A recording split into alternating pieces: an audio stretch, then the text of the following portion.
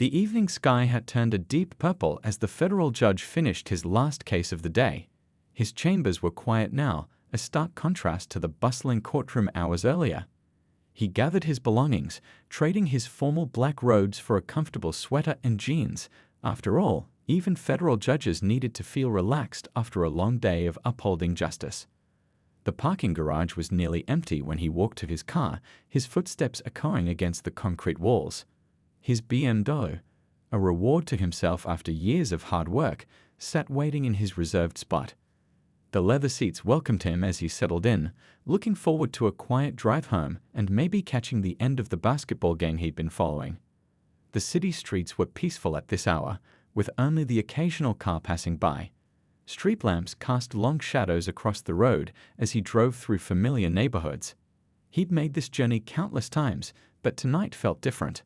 Maybe it was the exhaustion from a particularly challenging case, or perhaps it was just one of those nights when the world seemed a little off-kilter. He noticed the police cruiser in his rearview mirror about 3 blocks from home. At first, he didn't think much of it, just another car sharing the road. But when the red and blue lights suddenly flashed to life, his heart skipped a beat. He did what any law-abiding citizen would do, signaled, pulled over safely, and turned on his interior light. Years of legal experience had taught him to stay calm in tense situations. He placed his hands on the steering wheel where they could be clearly seen, just as he'd advised countless clients to do. But something felt wrong. Instead of the usual single-officer approach, he watched through his mirrors as 2 officers emerged from their vehicle, hands hovering near their weapons. "Driver, keep your hands where we can see them." The command came through a megaphone, unnecessarily loud for the quiet street. Neighbors' porch lights began clicking on, curious faces appearing in windows. This wasn't a routine traffic stop. They were treating him like a dangerous suspect. His mind raced through possible explanations. There had been reports of robberies in the area recently, but he'd been in court all day. He wanted to reach for his wallet, to show them his credentials, to end this misunderstanding before it escalated. But decades of experience in the justice system had taught him that sudden movements in these situations could have devastating consequences. "Step out of the vehicle slowly, keeping your hands raised." The second officer's voice was tense, almost eager. The judge complied, movements deliberate and measured. The cool night air hit his face as he emerged from his car, hands held high above his head. He could feel his neighbors watching, people who'd known him for years, witnessing him being treated like a criminal. "I'm going to explain something," he began, his voice steady and clear, "but first I want you to know that I'm complying fully with your commands." The response was immediate. "Shut up and turn around. Hands behind your back."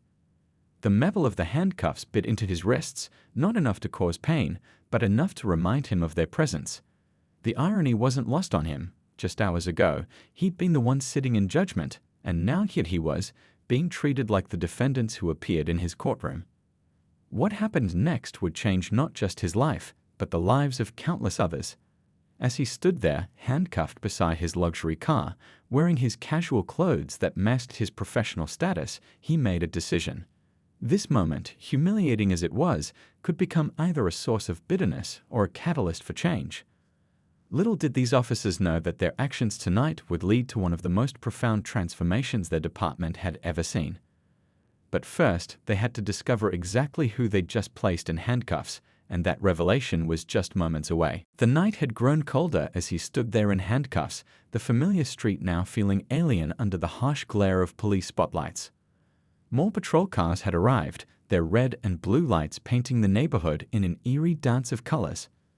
Neighbors he'd waved to just that morning were now watching from behind curtains, their faces a mix of concern and curiosity. "I have identification in my wallet," he said calmly, trying once again to reason with the officers. His voice, though steady, carried the weight of years spent mediating conflicts and delivering judgments. But tonight, those years of experience seemed to mean nothing. The younger officer just tightened the handcuffs another notch, ignoring his words. "You match the description of a suspect in an armed robbery," the senior officer announced, circling him like a predator. "Black male, expensive car, seen leaving the area." The description was so vague, it could have matched thousands of people in the city. The judge felt a familiar ache in his chest, one he'd heard described countless times in his courtroom by others who'd faced similar situations. They began searching his car without permission, rifling through his briefcase filled with court documents. Legal papers scattered across the passenger seat, tomorrow's cases mixing with today's rulings. He watched as they handled sensitive documents with casual disregard, knowing that some of those papers contained information that could affect people's lives. A small crowd had gathered now, keeping their distance but watching intently. Among them, he recognized his next-door neighbor, a retired schoolteacher who looked ready to step forward and speak up. He caught her eye and slightly shook his head. This wasn't the time for well-meaning intervention. He'd seen too many situations like this escalate when bystanders got involved. The officers were growing frustrated, finding nothing to justify their aggressive approach. His car was clean, his papers all official court documents. Still, they seemed determined to find something, anything, to validate their actions. One officer was now examining his trunk, while another scrolled through the messages on his car's navigation system. "Listen," he tried again, his voice carrying the same measured tone he used in his courtroom. "If you just check my wallet, you'll find." But before he could finish, the younger officer cut him off.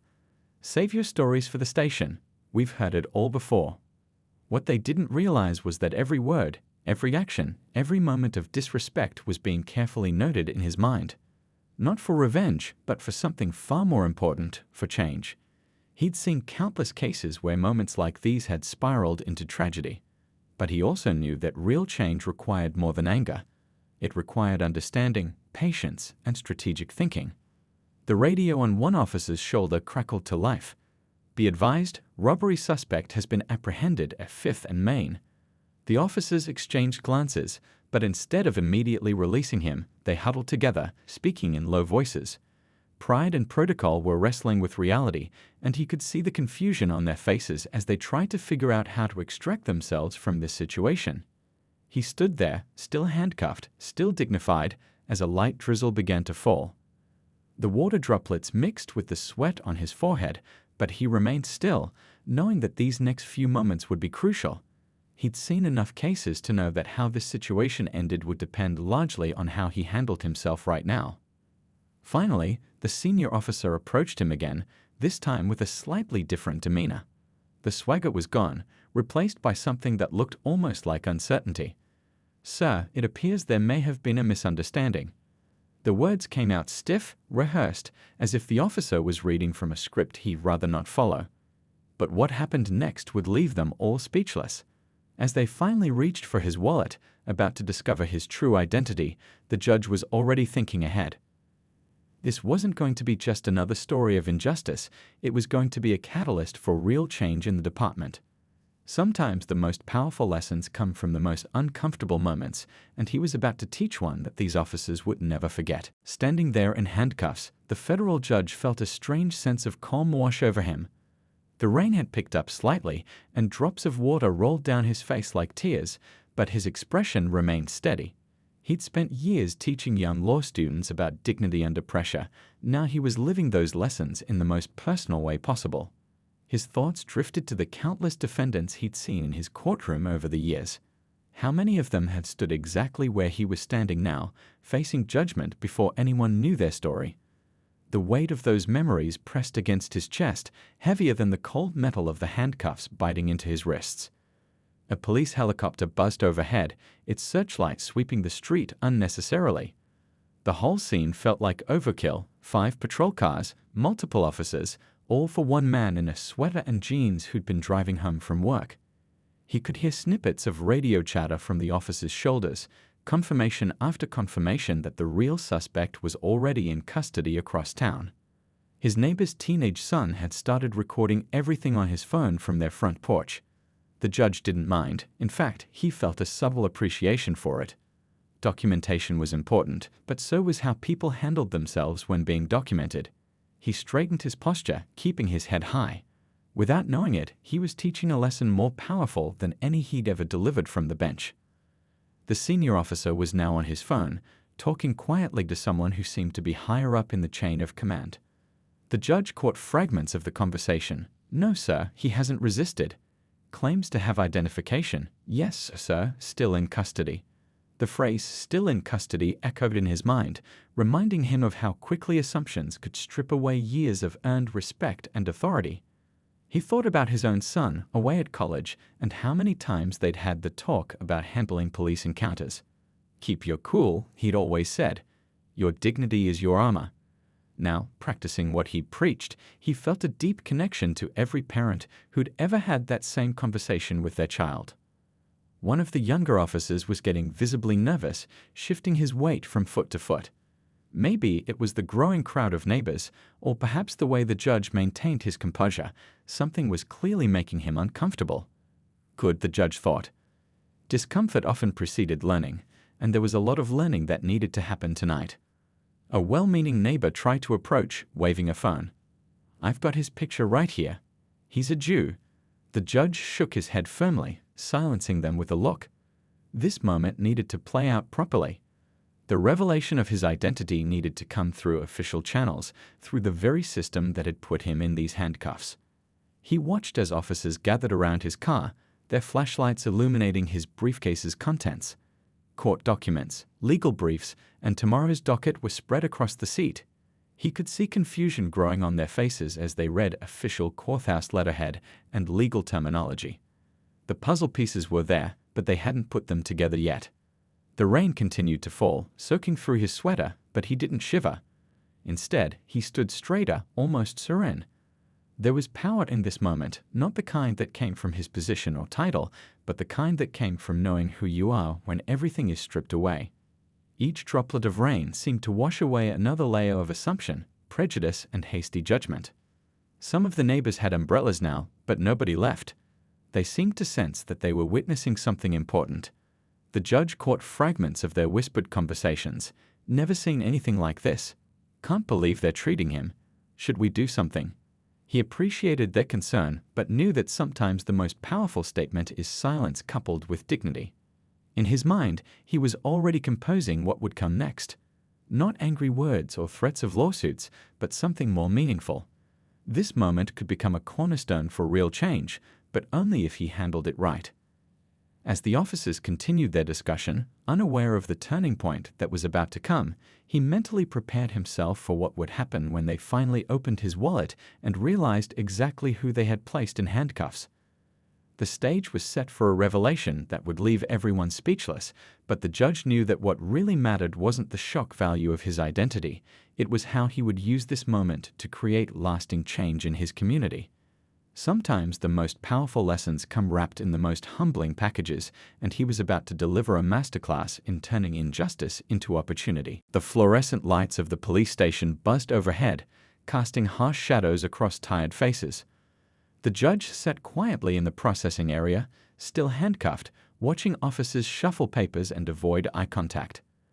The late hour had thinned out the usual crowd of officers and detainees, making the upcoming revelation even more dramatic.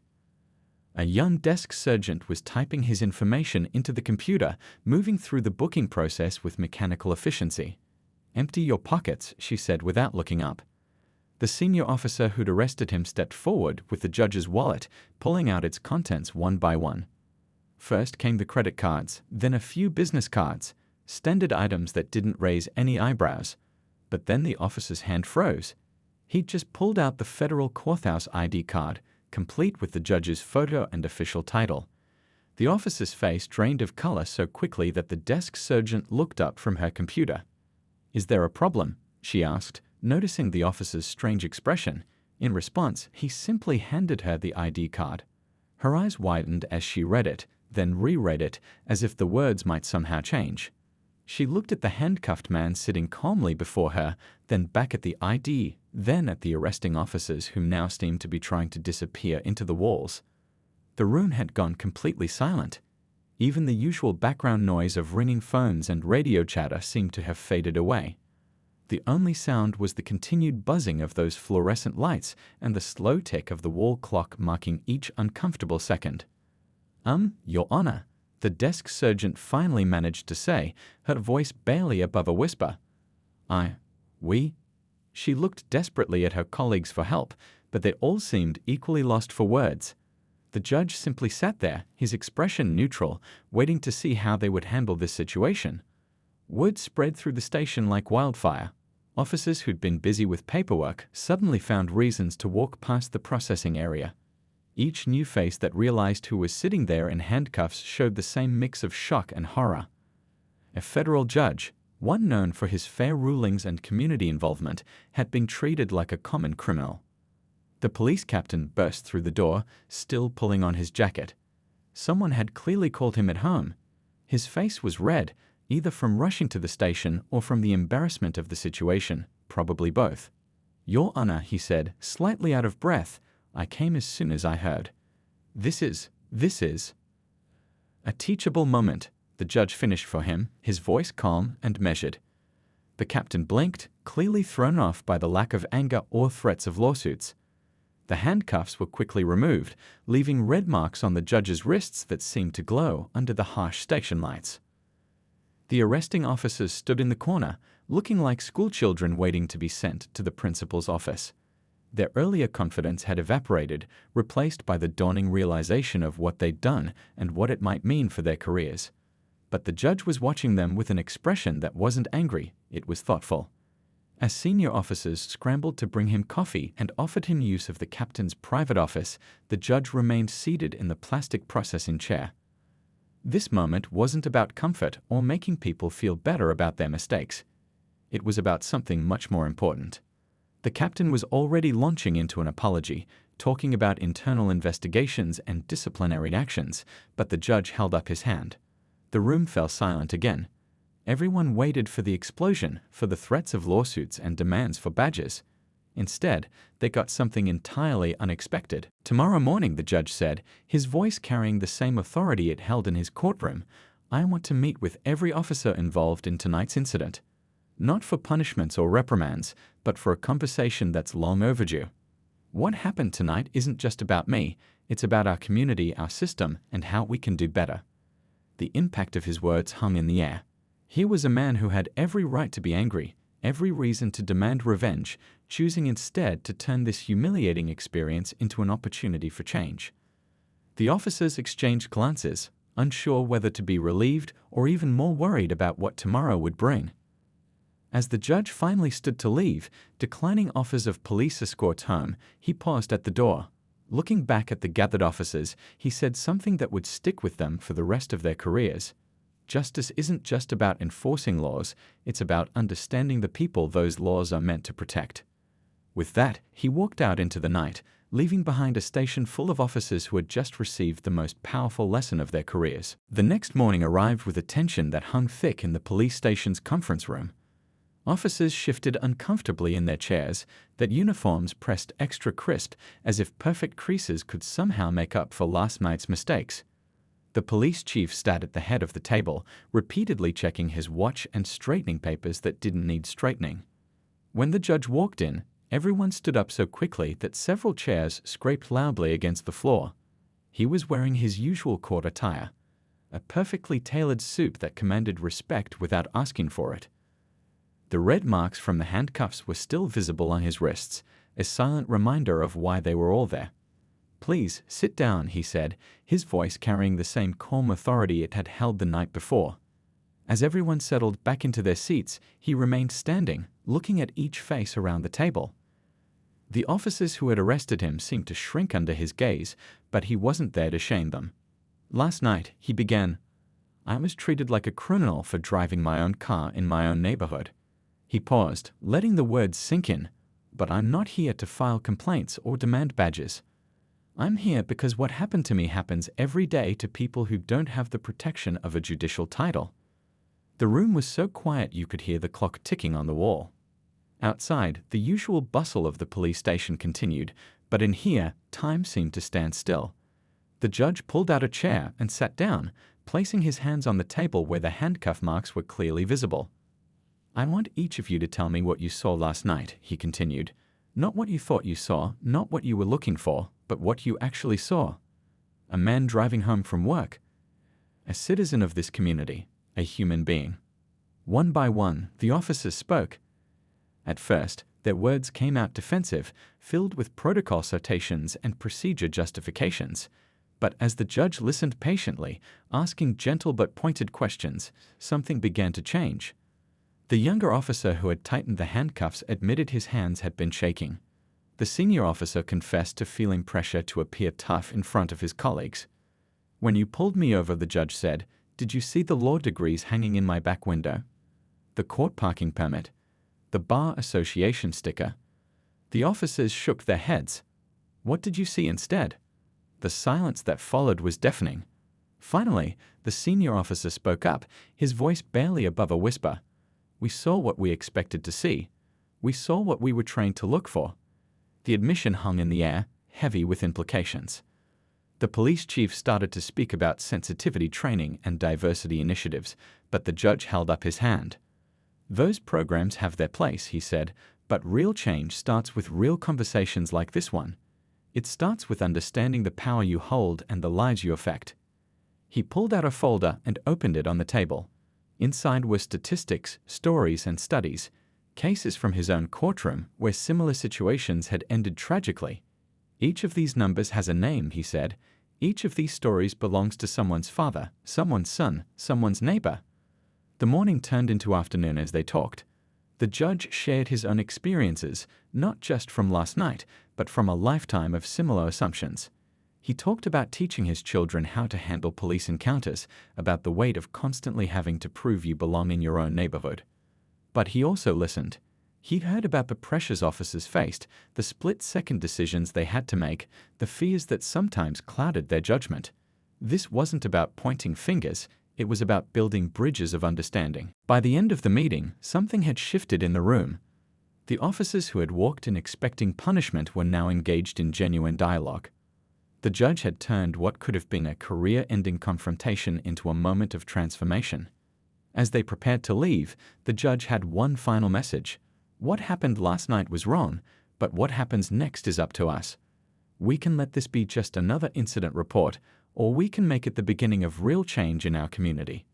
The officers stood as he left, not because protocol demanded it, but out of genuine respect.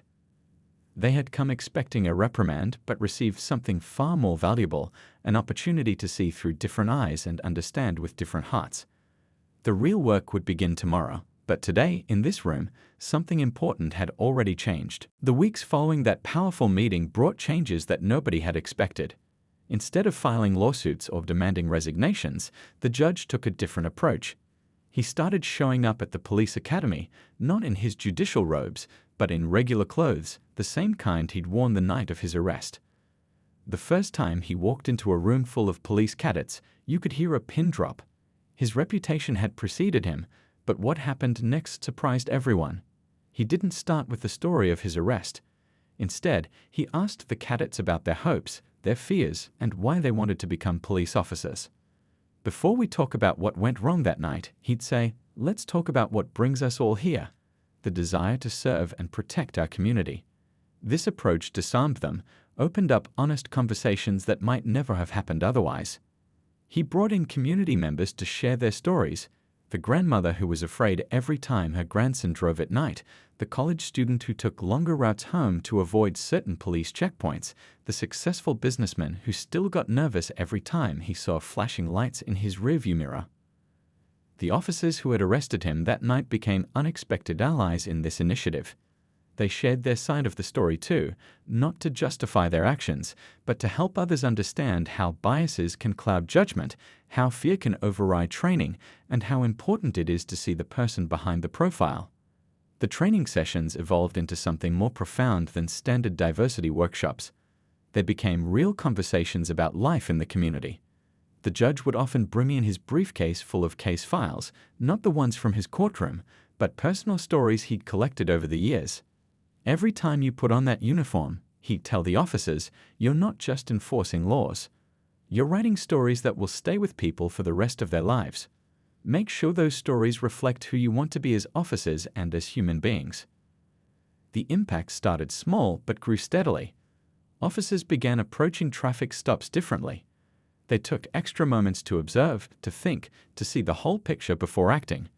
The department's leadership noticed fewer complaints, better community interactions, and more positive feedback from residents. One day, the judge received a call from a neighboring city's police department. They'd heard about the changes happening and wanted to know more. Could he bring his program to their academy? Soon, requests started coming in from other districts, other cities, even other states. The senior officer who had led his arrest became one of the program's most passionate advocates. "That night changed me," he would tell other officers. "It made me realize that our badge gives us authority, but how we use that authority defines who we are." They created a new training module called The Power of Perception. It wasn't about pointing fingers or assigning blame. It was about understanding how quick judgments can have lasting consequences. The judge's own dashed cam footage from that night became a powerful teaching tool, but now it was accompanied by stories of positive changes and better outcomes. Community meetings, once sparsely attended, became forums for real dialogue. Officers and residents started seeing each other as neighbors rather than adversaries. The judge would sometimes sit quietly in these meetings, watching as people who might never have spoken to each other shared their experiences and perspectives. The local news picked up the story, not focusing on the arrest but on what came after. From incident to impact, the headlines read, highlighting how one potentially tragic event had transformed into a movement for positive change. Young officers fresh out of the academy now went through what they called the judge's program before hitting the streets. It wasn't just about rules and procedures, it was about understanding the power they held and the lives they touched. As the 6-month mark approached since that rainy night, the judge sat in his chambers looking at a photo on his desk. It showed him standing with a group of police officers and community members, all smiling, all working together for change. Sometimes, he realized, the biggest impacts come from choosing bridge building over barrier making. 1 year after that fateful night in the rain, the judge stood at a podium in the city's main conference center. The room was packed with police officers, community leaders, and citizens from all walks of life. Behind him, a large screen showed statistics that told a powerful story. Complaints against officers down by 60%, community trust ratings up by 45%, and most importantly, 0 incidents of wrongful arrests in the past 6 months. A year ago, he began, his voice carrying to every corner of the room. I stood handcuffed in the rain, wondering if my position as a judge would protect me or make things worse. Today, I stand here not as a judge, but as a member of a community that chose to grow from that moment. The program they developed had spread to police departments across 3 states. Officers who had gone through the training were now teaching it themselves, sharing real experiences and real solutions. The dashcam video from that night was still used in training, but now it was followed by videos of positive interactions between police and community members. In the audience sat the young officer who had tightened his handcuffs that night. Now a sergeant, he had become one of the program's strongest advocates. He spent his free time mentoring rookie officers, teaching them to see beyond their first impressions. That night taught me that authority without understanding is just power waiting to be misused, he often said. The police chief stepped up to share some unexpected numbers. Emergency response times had improved, not because officers were driving faster, but because community members were more willing to help them navigate neighborhoods they once avoided. Tips about crimes had increased because people felt they could trust the police to handle information responsibly. But the real change, the judge continued, isn't in these numbers. It's in the stories I hear every day. He talked about the elderly woman who now waves to patrol cars instead of hurrying inside. The teenage boys who attended a police community basketball game and ended up starting a youth mentorship program. The officer who stopped a car for a broken taillight and ended up helping the driver fill out college applications for his daughter. The local news cameras were rolling as he introduced a new initiative, a scholarship program for young people interested in both law enforcement and legal careers. We need people who understand both sides of the law, he explained. People who can bridge the gap between enforcement and justice. Community leaders took turns sharing their own stories of change. A local pastor talked about how officers now regularly attended community events, not as security, but as participants. A high school principal described how the police department's new approach had transformed her students' attitudes about law enforcement. The senior officer from that night stepped up to the podium. His hands trembled slightly as he held his notes. A year ago, I made the biggest mistake of my career, he admitted. But thanks to the judge's wisdom, it became the most important lesson I've ever learned. He announced his new role as head of community relations, a position created specifically to maintain the momentum of change. The judge shared plans for the future, expanding the program to more cities, developing new training modules, creating opportunities for regular dialogue between police and community members. But he emphasized that the most important changes weren't in any official program. Real change happens in small moments, he said.